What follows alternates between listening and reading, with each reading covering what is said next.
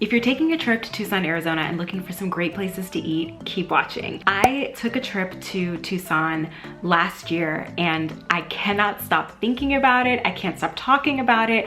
I can't wait to go back and visit. It had been on my bucket list for years and it did not disappoint. Obviously, I didn't get to everything. I have a very, very long list for Tucson and I don't even think I scratched the surface. So on the first day, there were a few taco spots that I really wanted to make sure I hit up. I created a little mini taco tour and filmed it. That is up on the channel. I will link it here or down in the description box below. So you can check that out if you're interested. They were so delicious. On the second day, while we were waiting for brunch, we started the day off at a coffee shop called EXO. The place was very cute and had really great vibes. So after coffee, we had brunch at 5 Points Market.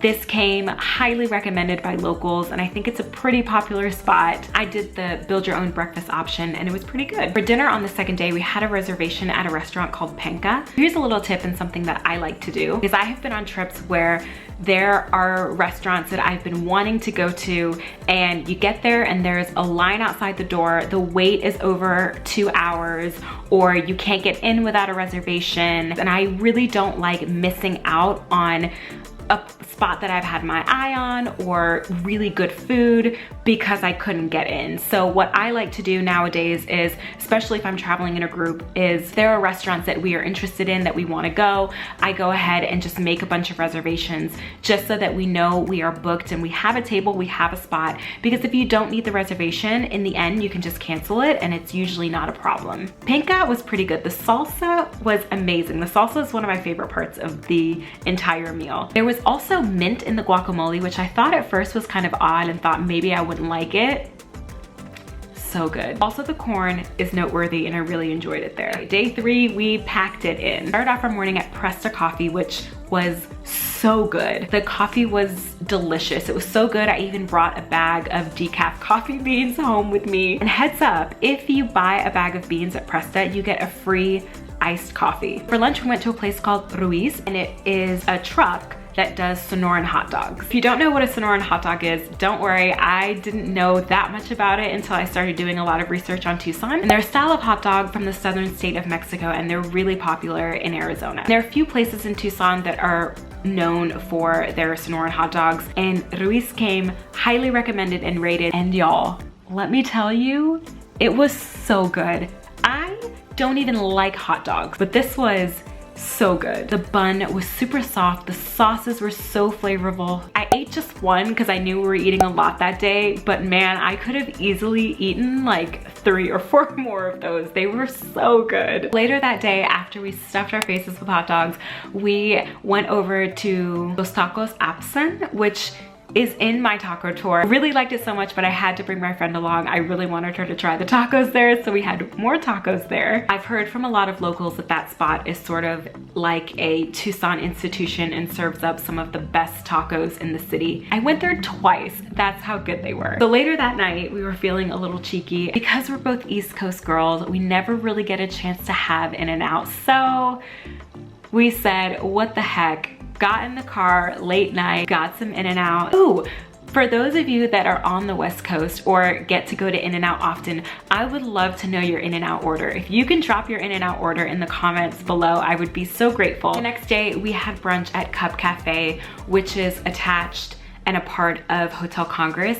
This was actually a recommendation from a local bartender. I ordered the cast iron baked eggs and then my friend and I split the French toast. It was okay, it was fine. The French toast was as good as French toast can be. It wasn't amazing, but it wasn't bad. It was fine. I did enjoy the eggs though. For dinner that night, we had another reservation at a restaurant called Tito Pep. Now this was probably my favorite dinner. Everything was fantastic. From the service, to the atmosphere, to the drinks, to the food, to the dessert. I mean, the whole thing.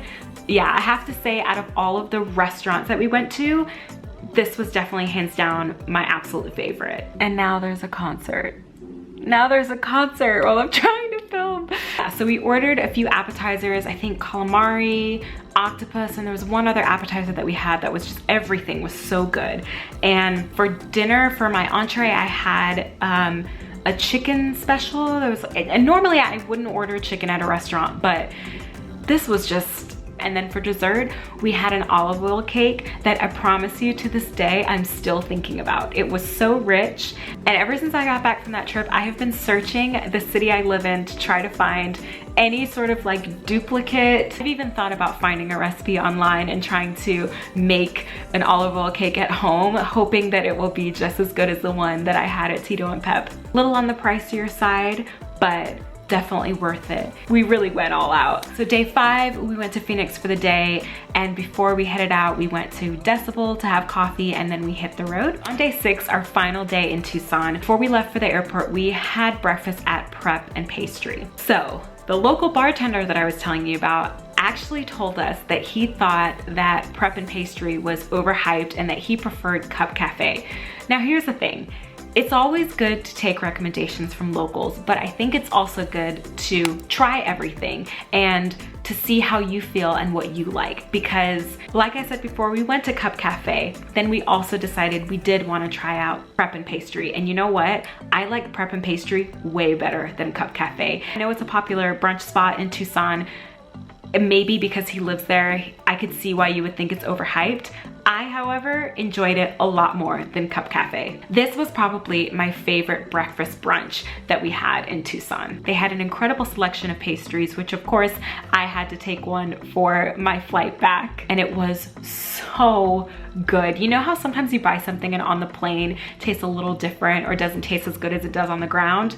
This was, oh, it was so good. And honestly, I feel like the pastry made the brunch just even better. Even though I ate the pastry on the plane, it still made the brunch like just even that much better. I think something really cool that I liked about that restaurant too is they allowed you to split entrees. So I got to split 2 entrees. Really cool that they did that so I didn't feel forced to pick one over the other. There were so many other places on my list that I didn't even get to. So many other street tacos, so many other mom and pop places, but hopefully this is just the first of many trips to Tucson and I cannot wait to go back. I cannot wait to eat more and maybe I'll upload another video on the second trip. But if you're interested to see what I ate in LA, check out this video right here and I will see you guys next week. Bye.